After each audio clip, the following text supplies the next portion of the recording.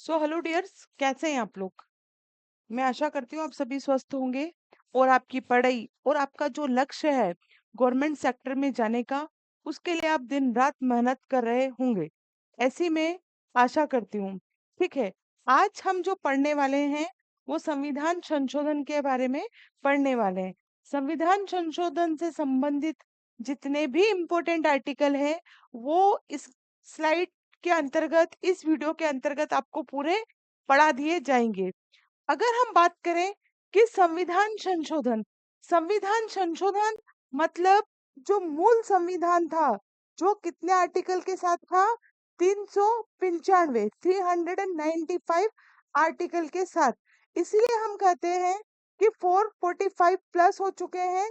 वो इसलिए हो चुके हैं कि जो मूल संविधान में 395 आर्टिकल थे, उनमें हमने क्या करा, संशोधन करा, है ना। जैसे कि मौलिक अधिकारों को हमने जोड़ा, है ना, कुछ चीजों को हमने हटाया। फंडामेंटल राइट में से संपत्ति का अधिकार हटा के हमने 300 ए में रख दिया। ठीक है। अब जरूरत ये होती है समझने की कि संविधान संशोधन की आवश्यकता क्यों। देखिए, समय अपने अनुसार बदलता है और समय की अपने अनुसार क्या होती है, मान होती है ना। कुछ हो सकता है कुछ गलती से उस समय जो हमारे संविधान निर्माण के निर्माणकर्ता थे, उन्होंने सोचा कि उस समय ऐसा ही होगा, नहीं, लेकिन परिवेश समय समय से क्या होता गया, बदलता गया। इसी वजह से संविधान में संशोधन की आवश्यकता लगी। संविधान में कौन सा आर्टिकल है जिसके तहत हम संशोधन कर सकते हैं, संशोधन किस किस मेथड के द्वारा किए जा सकते हैं, वो मैं आपको बताने जा रही हूँ। देखिए, स्लाइड में बहुत ही सरल साफ तरीके से लिखा है। अगर आप इसे पढ़े तो भी अच्छे से समझ सकते हैं। संविधान संशोधन क्या है। संविधान में बदलाव करने की एक प्रक्रिया है जो संसद द्वारा की जाती है, और इसके लिए संसद के दोनों सदनों में विशेष बहुमत और कुछ मामलों में राज्यों की सहमति की भी आवश्यकता होती है। अब वो क्या मामले हैं, विशेष बहुमत, साधारण बहुमत, जब हम पॉलिटी पढ़ेंगे तब हम देखेंगे। अभी हम क्या पढ़ रहे हैं, संविधान संशोधन। अनुच्छेद 368 आईएमपी है, डायरेक्टली भी पूछता है कि संविधान संशोधन का वर्णन कौन से आर्टिकल में किया गया है, तो वो अनुच्छेद 368। संशोधन के प्रकार। तो संशोधन के प्रकार का मतलब क्या, संशोधन के प्रकार का मतलब होता है कि कुछ संशोधन तो बिल्कुल साधारण बहुमत से हो जाते हैं और किसी में हमें विशेष बहुमत की आवश्यकता पड़ती है। ठीक है। ठीक। साधारण बहुमत, कुछ संशोधनों को संसद के साधारण बहुमत से पारित किया जाता है ना, 50+1। विशेष बहुमत, कुछ जो संशोधन होते हैं उसके लिए संसद के प्रत्येक सदन में उपस्थित और मतदान करने वाले कम से कम 2/3 सदस्यों का समर्थन आवश्यक होता है। जहां कम से कम 2/3 जो समर्थन है, 2/3 समर्थन मिलना चाहिए किसी भी बिल को, उसे हम कहते हैं विशेष बहुमत।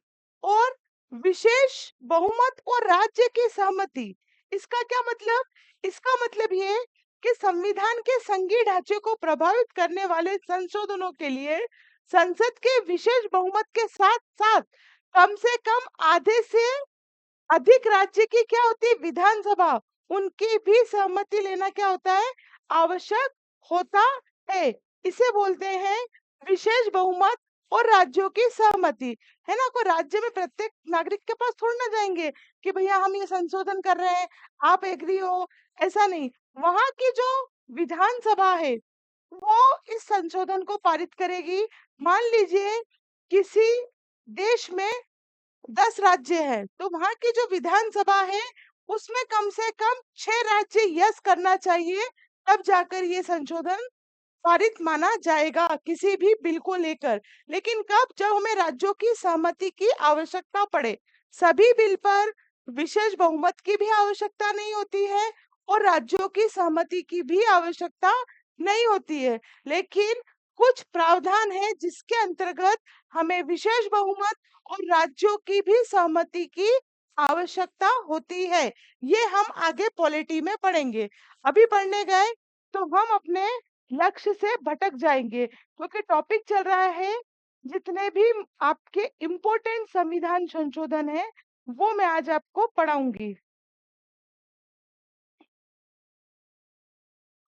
चलिए, सबसे पहला, प्रथम संविधान संशोधन।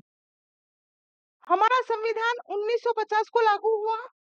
जस्ट एक साल बाद 1951 में, 1951 में क्या हो गया? प्रथम संविधान संशोधन हो गया। ठीक है, आप देख पा रहे होंगे प्रथम संविधान संशोधन कब हुआ? 1951 में। 1951 में प्रथम संविधान संशोधन हुआ और इसके अंतर्गत हमने अनुसूची 9 को जोड़ा। जैसा कि आपको पता है, मूल संविधान में टोटल 8 अनुसूचियां थी। 9वीं जो अनुसूची जुड़ी वो प्रथम संविधान संशोधन द्वारा जुड़ी। ये क्या संशोधन है, इसको पढ़ लेते हैं। इस संशोधन के जरिए जमींदारी और जो भूमि है, भूमि सुधार से जुड़े भूमि सुधार से जुड़े प्रावधान इसके अंतर्गत बताए गए हैं। कौन से संविधान संशोधन? प्रथम संविधान संशोधन। बहुत इंपॉर्टेंट है। मेंस में जो पीसीएस का एग्जाम देते हैं उनके लिए भी ये बहुत इंपॉर्टेंट है। सेकंड, सातवां संविधान संशोधन। देखिए, सारे संविधान संशोधन नहीं पढ़ना है, जितने इंपॉर्टेंट है वो बता रही हूँ। सातवां संविधान संशोधन ये कब हुआ? ये हुआ 1956 में। ठीक। भारतीय संविधान का सातवां संशोधन 1956 में देश के राज्यों के वर्गों को पुनर्गठित, मतलब जो राज्य पुनर्गठन था वो संविधान संशोधन कब हुआ? 1956 में। और कौन से नंबर का संविधान संशोधन था? 7वें नंबर का संविधान संशोधन था। राज्यों को पुनर्गठन करना, ये सब कुछ करने के लिए एक आयोग बनाया गया था, जिसकी अध्यक्षता किसने की थी? फजल अली नामक व्यक्ति ने की थी, इसलिए हम इसे फजल अली आयोग भी कहते हैं। क्वेश्चन डायरेक्टली भी पूछा जाता है कि फजल अली आयोग का संबंध किससे है? तो फजल अली आयोग का संबंध राज्य के पुनर्गठन से है। ठीक है, इसे कब बनाया गया? 1956 में बनाया गया। और संशोधन की बात करें नंबर की, तो वो 7वें नंबर का संविधान संशोधन है। पहले नंबर का कब हुआ? 1951 में, जिसके अंतर्गत हमने क्या करा? 9वीं अनुसूची जोड़ी। 10वीं भी आएगी, 11वीं भी आएगी, 12वीं भी आएगी, सभी संविधान संशोधन के द्वारा जुड़ी गई है। ठीक, इतना क्लियर हो गया होगा आपको। चलते हैं अपन आगे। ठीक। अब देखिए, यहाँ मैंने ये बता दिया है कि राज्य पुनर्गठन आयोग अध्यक्ष था फजल अली। इस समय 24 राज्य और 6 केंद्र शासित क्या थे? प्रदेश थे। ठीक है। वर्तमान में भारत में कितने हैं? 28 राज्य हैं और 8 केंद्र शासित प्रदेश हैं। राज्यों की सूची लिखी हुई है, आप इसे पढ़ सकते हैं। के ये सब राज्य लिखे हुए हैं और ये केंद्र शासित प्रदेशों की सूची भी लिखी है। 2 सेकेंड आप निगाह घुमा के देख सकते हैं। ये पूरे राज्य दिए हुए हैं आपके 28, और उसके बाद ये पूरे 8 आपके केंद्र शासित प्रदेश हैं, है ना, जिसे हम यूटी भी कहते हैं, यूनियन टेरिटरी। ओके। हम पहले नंबर का संविधान संशोधन, 7वें नंबर का, ये हुआ था 1951 में, ये हुआ था 1956 में, है ना। और उसके बाद इसका संबंध फजल अली आयोग से है। मुझे लगता है आपको ये चीज रटा गई होगी, दिमाग में बिठा गई होगी। ठीक। चलिए, इसके अंतर्गत हमने 9वीं अनुसूची जोड़ी थी। चलिए आगे चलते हैं। 13वां संविधान संशोधन। 13वां संविधान संशोधन बहुत इंपॉर्टेंट है, हर बार एग्जाम में पूछा जाता है। आप किसी मल्टीपल चॉइस की जो क्वेश्चन की बुक आती है उसमें देखेंगे तो बहुत मिलेंगे आपको ये क्वेश्चन। ठीक है। 13वां संविधान संशोधन नागालैंड राज्य के लिए विशेष प्रावधान करता है। इस अनुच्छेद के तहत 371 ए जोड़ा गया है, जिसमें नागालैंड को क्या है, विशेष अधिकार प्राप्त है ना। अनुसूचियों में भी हम पढ़ते हैं, राज्य के कुछ कुछ राज्य ऐसे हैं जो पिछड़े हुए हैं, सबका अनुसूचियों में भी विवरण है। अब आप देखें 21वां संविधान संशोधन, ठीक है। सिंधी भाषा को 8वीं अनुसूची में जोड़ा गया, जिससे भाषाओं की संख्या पहले कितनी थी मूल संविधान में, 14। अब सिंधी जुड़ गई, कितनी हो गई, 15, ठीक है। अभी 22 कैसे है, और जुड़ी है आगे चलकर, ठीक है। तो अभी तक मतलब 1967 तक संविधान में कितनी भाषाएं हो गई थी, 15 भाषाएं हो गई थी। मूल संविधान में 14 भाषाओं का उल्लेख है, और वर्तमान में कितनी है, 22 भाषाएं हैं। आशा करती हूँ आपको इतना अच्छे से समझ में आ गया होगा। 24वां संविधान संशोधन 1971 में हुआ। 24वां संविधान संशोधन 1971 में हुआ। संसद मौलिक अधिकारों में संशोधन करने की शक्ति दी, कि संसद मौलिक अधिकारों में क्या कर सकती है, संशोधन कर सकती है। ये 24वां संविधान संशोधन है। बेटा, पॉलिटी में संशोधन हर बार आते हैं, इसलिए आप इसको ध्यान से पढ़ें, ठीक। थोड़ा सा अगर देख लेंगे तो कुछ नहीं बिगड़ेगा आपका, लेकिन नहीं देखेंगे तो बहुत कुछ बिगड़ सकता है। 2 सेकंड रुक जाए, मैं सेल चेंज कर लेती हूँ।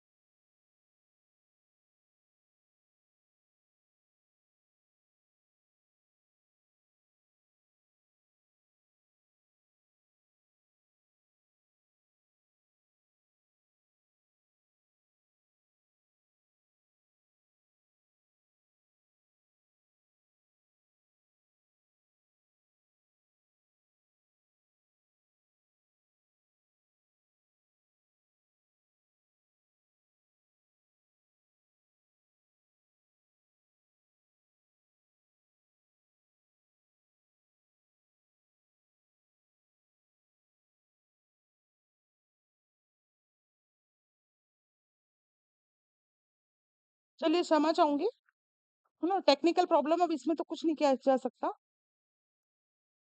चलिए, तो अब आ जाते हैं हम 36वां संविधान संशोधन। ये बहुत इंपॉर्टेंट है, बहुत बहुत बार एग्जाम में पूछा है, और हर तरह की गवर्नमेंट जॉब में जो क्वेश्चन पेपर आता है उसमें हमेशा पूछा गया है ये क्वेश्चन, ठीक है। अभी अगर यकीन ना हो तो पेपर बिगाड़ के यकीन कर लेना, कोई दिक्कत नहीं है। 36वां संविधान संशोधन ये हुआ है 1975 में। सिक्किम को भारत का 22वां राज्य बनाया गया। इस अधिनियम में संविधान में कौन सा 371 एफ, 2 से 3 बातें आपको याद रखनी है। सिक्किम को भारत का 22वां राज्य बनाया गया 36वें संविधान संशोधन द्वारा। कब हुआ, 1975। और 371 एफ भी आपको याद रखना है।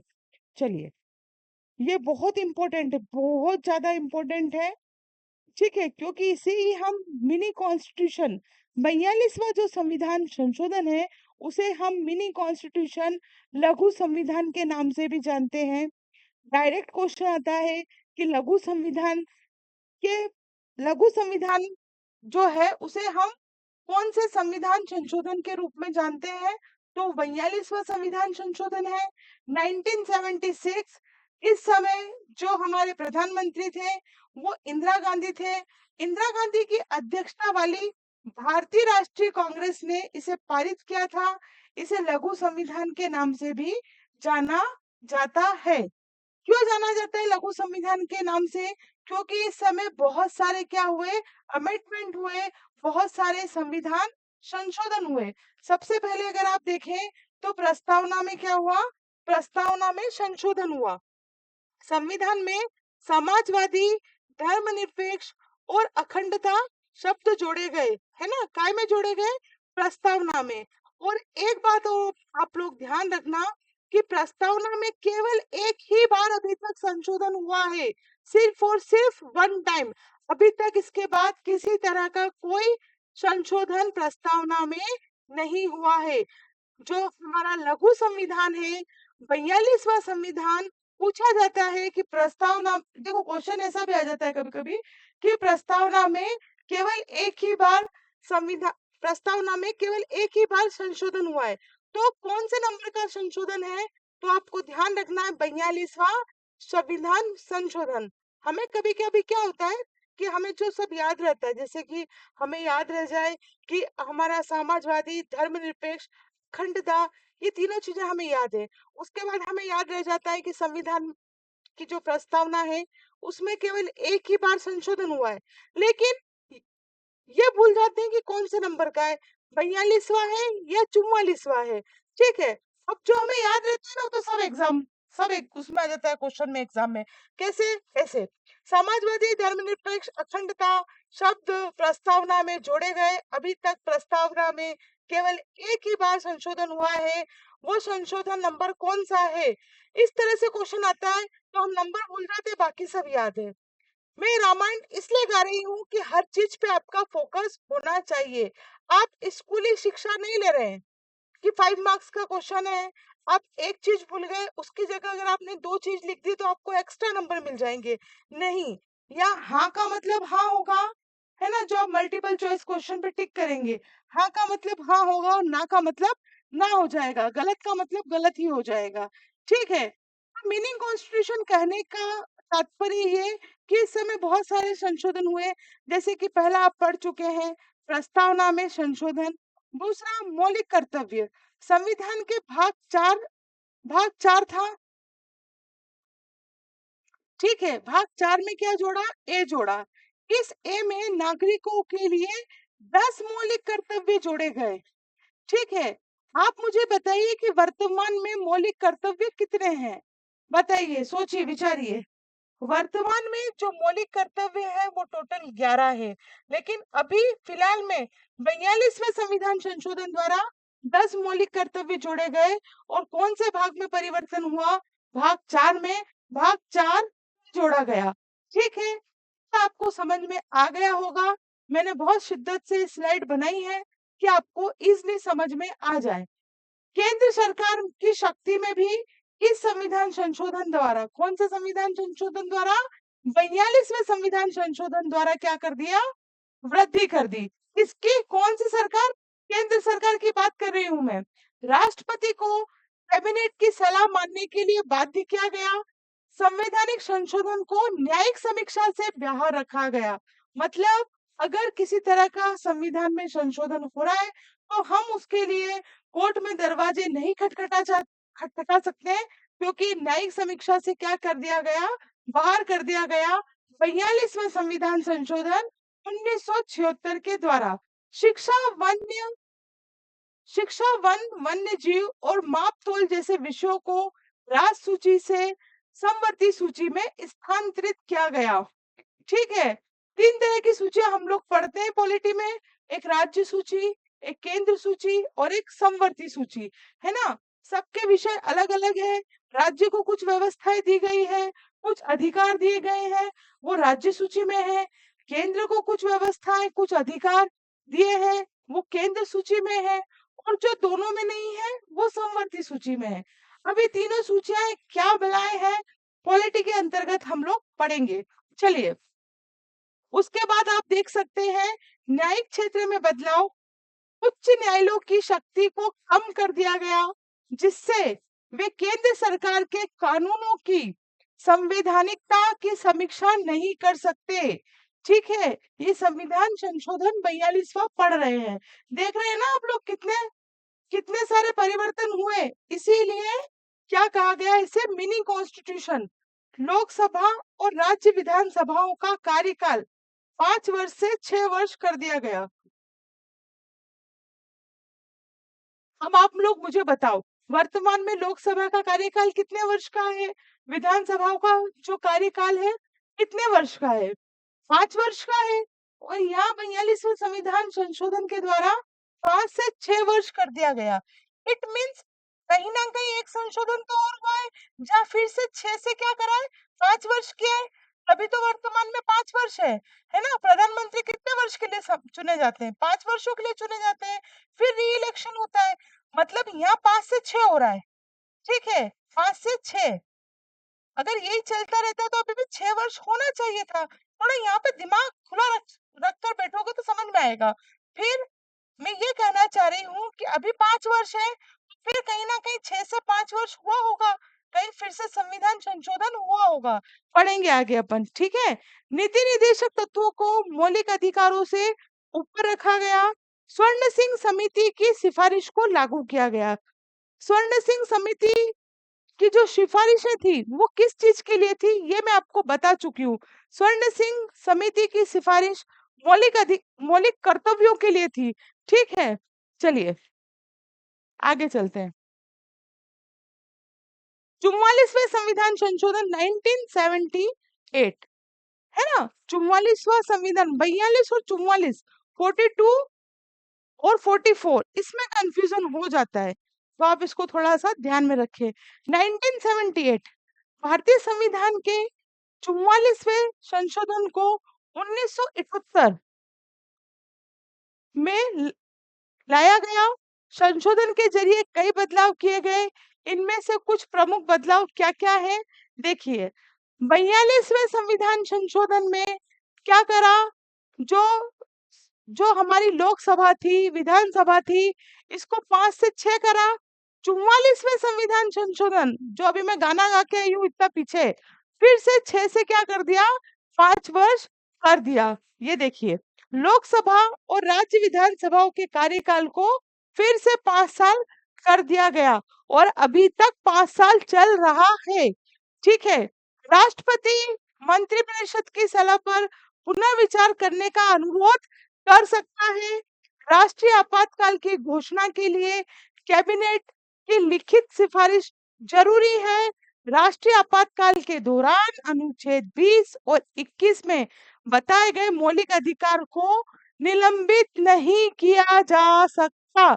और ये इतना इम्पोर्टेंट क्वेश्चन है कि हर बार एग्जाम में पूछा जाता है कि आपातकाल के दौरान कौन से मौलिक अधिकार हैं जिन्हें निलंबित नहीं किया जा सकता। तो आर्टिकल 20 और आर्टिकल 21, ठीक है। ये मौलिक अधिकार किसी भी हालत में निलंबित नहीं किए जा सकते। चलिए, सर्वोच्च न्यायालय और उच्च न्यायालयों की शक्तियों का बहाल किया गया। राष्ट्रपति, राज्यपाल और लोकसभा अध्यक्षों के चुनाव की न्यायिक समीक्षा की अनुमति दी गई, है ना। अगर आपको कुछ गड़बड़ घोटाला दिख रहा है इनके इलेक्शन में, तो इसके लिए हम क्या कर सकते हैं, न्यायिक कोर्ट का सहारा ले सकते हैं। संपत्ति के अधिकार को हटाकर 300 ए में जोड़ा गया। पहले संपत्ति का अधिकार क्या था, आर्टिकल 31 में था, जो कि फंडामेंटल राइट्स है। आपको पता है 12 से 35 हमारे फंडामेंटल राइट है, मौलिक अधिकार है। चूंकि 31 नंबर 12 से 35 के अंतर्गत आता है, तो ये फंडामेंटल राइट की बात हो रही है, मौलिक अधिकार की हो रही है। अब संपत्ति का अधिकार हमारा मौलिक अधिकार नहीं है, अब इसे अनुच्छेद 300 ए में डाल दिया गया है। अब ये संवैधिक अधिकार है। 52वां संविधान संशोधन, 52वां संविधान संशोधन जो है दल बदल विरोध कानून के नाम से जाना जाता है। इसका जो उद्देश्य है वो ये है कि जो राजनीतिक दल बदल है, सरकार को अस्थिर कर रहे हैं, उन सब में जो विडंबना हो रही है इसको रोकना है, ठीक है। इस कानून का उद्देश्य राजनीतिक दल बदल कर सरकार को अस्थिर करने से रोकना है। 52वां संविधान संशोधन 1985, 61वां संविधान संशोधन बहुत इंपॉर्टेंट, कितनी बार एमपीपीसीएस में पूछा गया है, यूपीएससी में भी पूछा गया है, पर वहां 2-3 फैक्ट और थे इसके साथ, ठीक। 61वां संविधान संशोधन, लोकसभा विधानसभा चुनाव में मतदान की जो आयु सीमा है 21 वर्ष से घटाकर 18 वर्ष कर दी गई है। ठीक है, मतलब कि 1989 से पहले जो वोट डालते थे, आज वोट डालने की उम्र कितनी है? 18 वर्ष। लेकिन इसके पहले 21 वर्ष की आयु में वोट डाले जाते थे। लेकिन 61वें संविधान संशोधन के द्वारा 21 वर्ष से घटाकर अब वोट डालने की आयु कितनी कर दी गई है? 18 वर्ष कर दी गई है।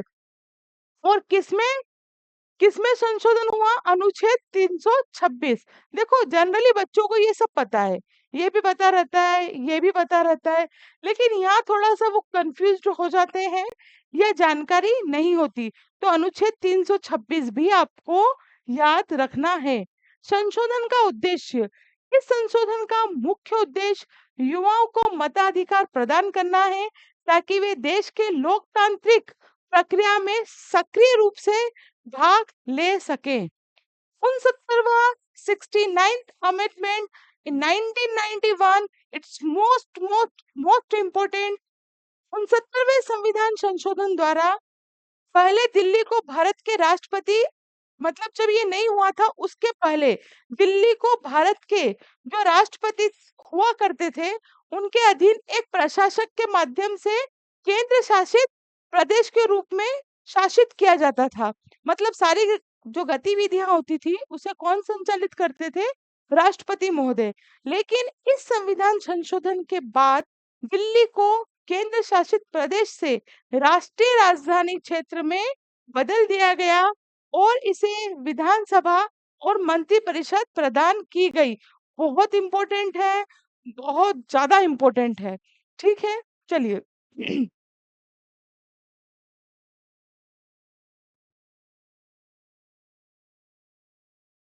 सब इम्पोर्टेंट इम्पोर्टेंट आ रहे हैं ना, मैं बताते जा रही हूँ, वैसे सभी इम्पोर्टेंट ही लिए हैं इसमें। 73वां संविधान संशोधन 1992 1993। 73वां संविधान संशोधन क्या कहता है? ये कब पारित हुआ? 1992 में पारित हुआ। 24 अप्रैल 1993, डेट इज आल्सो इम्पोर्टेंट, को लागू किया गया था। इस संशोधन का मकसद शासन व्यवस्था को लोकतांत्रिक बनाना और ग्रामीण इलाकों में स्थानीय स्व जो सरकार है, पंचायत है, उन्हें जोड़ना। ग्रामीण इलाकों में स्थानीय सरकारें कौन सी? पंचायत है। तो इस संविधान संशोधन के द्वारा कौन सा भाग जोड़ा गया? 9वां भाग जोड़ा गया। ठीक है, 74वें संविधान संशोधन द्वारा, ध्यान दीजिएगा, ये 73वां है और ये 74वां है। संविधान संशोधन 1 जून 1993 को लागू हुआ। इस अधिनियम के जरिए नगर पालिकाओं को संवैधानिक दर्जा दिया गया। मतलब ये ग्रामीण क्षेत्र से संबंधित है और ये शहरी क्षेत्र से संबंधित है। ठीक है, ये नो हो गया, ये नो का हो गया और नो खा। संविधान में नो खा किससे संबंधित है? सहकारी समितियों से संबंधित है। भारतीय संविधान में 12वीं अनुसूची जोड़ी गई। ये सब इम्पोर्टेंट है। 73वां संविधान, 74वां संविधान बहुत इम्पोर्टेंट है। इसके बाद 86वें नंबर का अगर आप देखेंगे तो देखो बेटा, इसके पहले मैंने आपको बताया, अभी चलो मैं बताती हूँ। स्वर्ण सिंह समिति याद है ना आपको? किससे संबंधित है मुझे अभी बताना जरूरत पड़ेगी। 86वां संविधान संशोधन 2002। 86वें संविधान संशोधन के द्वारा क्या हुआ? 6 से 14 वर्ष की आयु के बच्चों के लिए शिक्षा को मौलिक अधिकार बनाया गया। ठीक है, जिसे अनुच्छेद 21 में शामिल किया गया है ना। 21 था, ए को जोड़ दिया गया। 2002 कितनी आयु? 6 से 14 वर्ष की आयु। यहाँ बच्चे कंफ्यूज हो जाते हैं क्योंकि स्टेटमेंट लिखा आता है एग्जाम में कि किस आयु वर्ग के लिए है।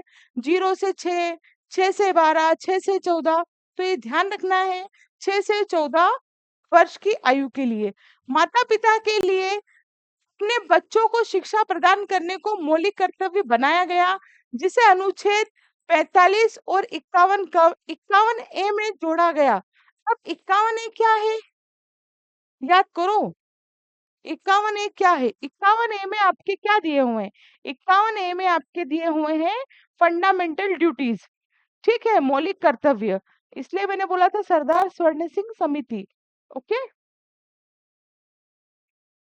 92वां संविधान संशोधन ये हुआ था 2003 में।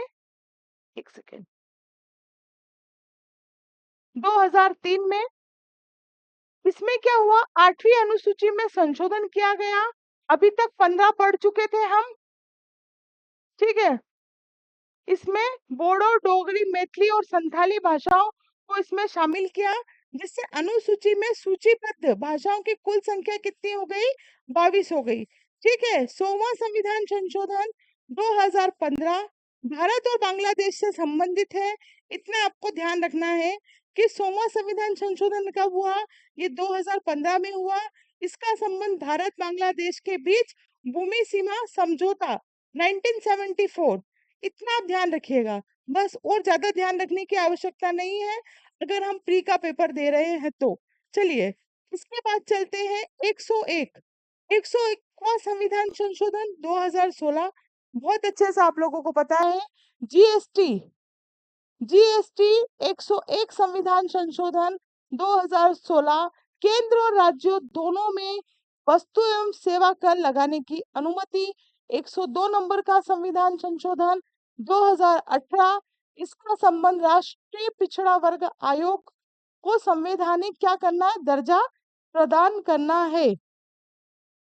103 2019 ईडब्ल्यूएस, आर्थिक रूप से कमजोर वर्गों के लिए 10% क्या करने की बात है, आरक्षण देने की बात है, जिसका इम्पैक्ट अनुच्छेद 15 और 16 में भी दिखता है। मतलब 15 और 16 में भी क्या हुए, संशोधन हुए, किसके भी आप पर, 103 संविधान संशोधन 2019। चलिए, 104 संविधान संशोधन ये 2020 में हुआ।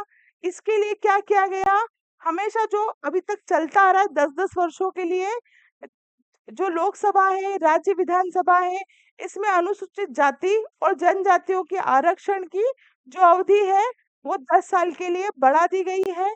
इसके अलावा इस संशोधन के जरिए लोकसभा, राज्य विधानसभा में एंग्लो इंडियन समुदाय की आरक्षित सीटों को खत्म कर दिया गया है। क्वेश्चन डायरेक्टली पूछता है कि जो एंग्लो इंडियन समुदाय थे उसको कौन से संविधान संशोधन द्वारा हटाया गया है, तो वो 104 नंबर का संविधान संशोधन है 2020।